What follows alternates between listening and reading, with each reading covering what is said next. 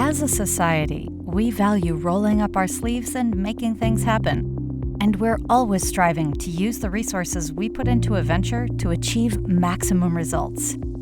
Productivity refers to how efficiently we as individuals, businesses, and governments convert resources into outputs of goods and services. At the national level, we measure the economy's productivity by looking at the quantity of goods and services produced by 1 hour of labor.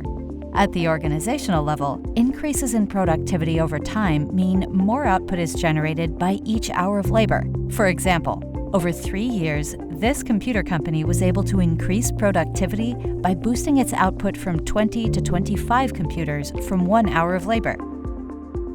There are 2 ways economists determine increased productivity. A company can increase its output using the same set of resources it has used in a prior period, or it can produce a given output using a smaller set of resources. As an individual, you're most productive when you reach a particular goal with minimum effort or cost. For example, suppose you want to get a 90% on an exam with the minimum number of study hours. By staying away from your smartphone and video games and using your study time productively instead, you're able to earn that grade by studying only 3 hours. Or suppose you have only 2 hours to study for an exam. You're most productive if you use those 2 hours wisely and make a grade of 82%, the highest you're able to make with that limited amount of study time. So why do we bother trying to increase productivity? By offering more and better goods and services to its citizens, a country increases the standard of living.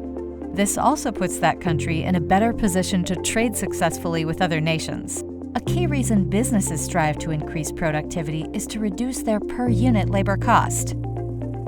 For example, if a worker who earns $20 an hour can produce 10 items in the same time it usually takes to make 5 items, the labor cost per unit decreases. As a result, the firm can compete more effectively in the market. In turn, as a reward for being more productive, an employee who helps reduce the company's per-unit labor cost may receive higher pay and more promotion opportunities. Clearly, there are good reasons to increase productivity. So, what are some ways that governments, businesses, and individuals do that? Breakthroughs in technology allow the production of more output with fewer resources.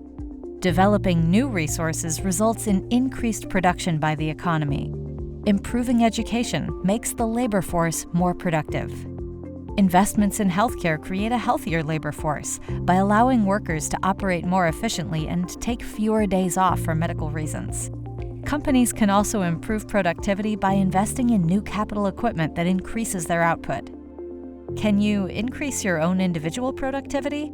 Yes. By investing more time and money into additional education and training, you can improve what economists refer to as human capital. And because a better skilled worker boosts a company's productivity, some businesses will pay for your additional education and training. While improved productivity creates many benefits, those benefits come at a cost. Within governments, choices must be made about how tax dollars should be allocated. If funds go toward training programs and research aimed at improving productivity, there will be fewer dollars available for other uses. The same idea holds true for businesses. Money spent on obtaining new capital equipment, training workers, and developing new production techniques could be put toward other expenses of the company. And, as a worker, you'll be spending time and money acquiring additional education and training to increase your human capital and productivity. As an old saying goes, sometimes you have to spend money to make money.